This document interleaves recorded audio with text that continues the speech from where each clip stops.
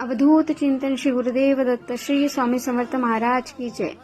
नमस्कार मंडळी, येत्या 20 मार्च रोजी आपल्या स्वामींचा म्हणजेच आपल्या ब्रह्मांड नायकांचा प्रगट दिन आहे। हा दिवस म्हणजे प्रत्येक स्वामी भक्तासाठी एक मोठा सोहळाच आहे।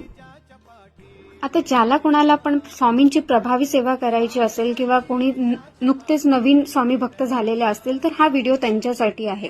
सालाबादप्रमाणे प्रगट दिन म्हटलं की 21 दिवसांचा आपण स्वामी सेवा करतो आणि ही 21 दिवसांची खूप अशी प्रभावी स्वामी सेवा असते। तर या 21 दिवसामध्ये आपण काय करायचं आहे, त्यांची सेवा कशी करायची आहे तर ते पाहूया। तर ज्यांना कोणाला स्वामींच्या या प्रगट दिनी त्यांची प्रभावी सेवा करायची असेल, त्यांची एखादी इच्छा असेल, इच्छापूर्तीसाठी संकल्प घेऊन पारायण करायचे असेल तर आपण हे 21 दिवसांचे पारायण करायचे आहेत। तर येत्या 28 फेब्रुवारी ते 20 मार्च असा 21 दिवसांचे हे पारायण आपण करू शकतो। त्यासाठी आपल्याला श्री स्वामी चरित्र सारामृत हे ग्रंथ घ्यायचं आहे। मी व्हिडिओमध्ये दाखवलं आहे कोणतं ग्रंथ आहे ते। तर यामध्ये 21 अध्याय आहेत।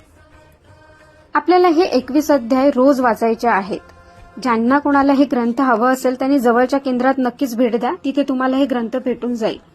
एखाद्या रोगापासून मुक्ती घ्यावी किंवा मनातली इच्छा पूर्ण करणारा किंवा महाराजांच्या जवळ नेणारा मार्ग म्हणजे हे ग्रंथ, म्हणजे श्री स्वामी चरित्र सारामृतांचं पारायण करणं आणि त्यांचं अखंड नामस्मरण करणं या 21 दिवसात। ज्यांना कोणाला हे पारायण करायचे आहे तर त्यांनी कमेंटमध्ये मला नक्की कळवा।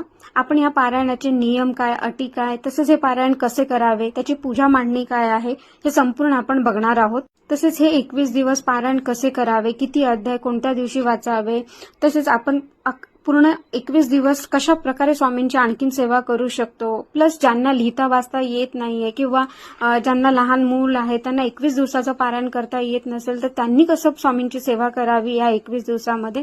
ते ज्यांना कोणाला ह्या तुम्हाला जर माहिती हवी असेल किंवा तुम्हाला हे जाणून घ्यायचं असेल तर मला कमेंटमध्ये नक्की कळवा। पुढच्या व्हिडिओमध्ये आपण ही संपूर्ण माहिती मी तुम्हाला देणार आहे।